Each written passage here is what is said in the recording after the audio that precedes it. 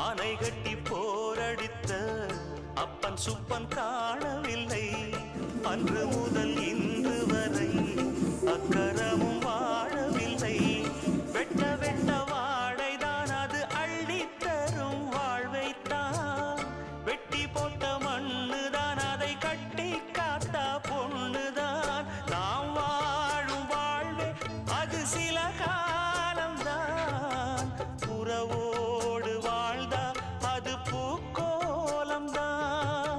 கெட்டாலும் பட்டாலும் பேரந்தான்.